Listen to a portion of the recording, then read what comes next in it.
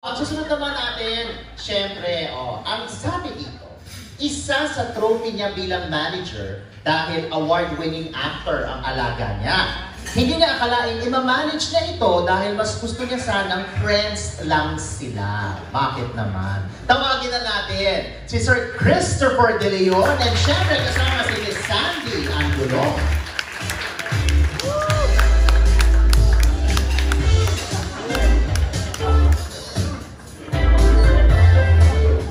Happy birthday! Ate, happy birthday! Tinanong ko, 28 years na pala tayo. Wow! Itong June. 28 years na, wow. Oo, bata pa tayo. Anyway, Yeah, kasi kapapanganak ko lang noon sa bunso ko kay Mika, which was 28 years ago. Tinawagan ko si Nay Loli. Rungaw-rungaw pa ako noon. Galing na ako sa OR. Sabi ko, pumunta. So, she came. Tapos, parang hilo pa ako. Nakatayo ito sa isang side, si Nay Loli sa kabila. Sabi ko, mag-usap na kayo, Nay. Kaya ikaw mag-manage. Pero, sabi ko, huwag mong pakikialaman ng schedule. Kasi at that time, si Nay Loli, very famous siya sa mga alaga niya. Magsa-schedule ng 2-3 sa isang araw, iba't ibang project. O yan. Di ba? Yeah. pag merong in-offer yung isa, tapos may in-offer yung kabila, tanggapin mo pareho. Bahala na. Bahala na. May artistang nagtanong sa akin, ang tagal ko hinintay, tapos ang delay yung taping. Sabi ko, you do yung style ni Nay Loli. Ginagawa niya nung aral kay Christopher. Sabi ko, tatanggap siya ng 2. Sasabihin niya, kung sino ka unang mag-taping o mag-shoot, doon ka. Ako nang bahala magsabi doon sa kabila. Pero, what's funny about Ate Loli is like, may oras lang siya para tawagan mo.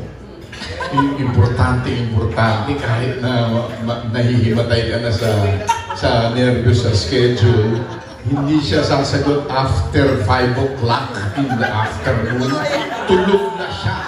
Kahit anong gawin mo. Sundays, you cannot talk to her. Sundays, hindi mo siya makakausap. Pero After 5, mas sinasagot niya yung tawag ko. Ganun ba? Ganun ba? Mas sinasagot din na eh. Pero, But you know, like, she's been very 28 years. She's been very loyal. Yung talagang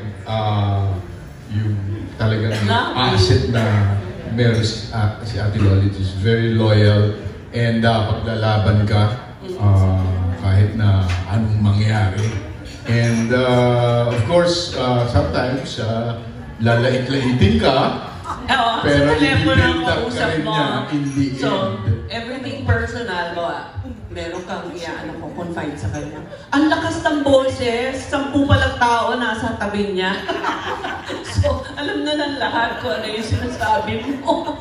Tsaka, I remember, every Christmas, magpapadala tayo ng pagkadami-daming pagkain. Saka may mga crabs, may mga kung ano-anong order niya, may mga fruits. Sabi ko, kaya bang kainin ni Ate Loli lahat yan?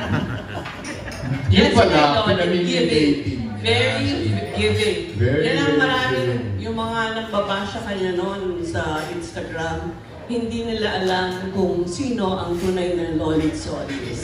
Marami akong alam na tulungan niya, but she doesn't talk about it. And when I say natulungan niya in terms of monetary, hindi lang thousands, meron akong alam milyon, di ba? May natulungan si Nay Loli. Ang Pwede po ba kami tulungan?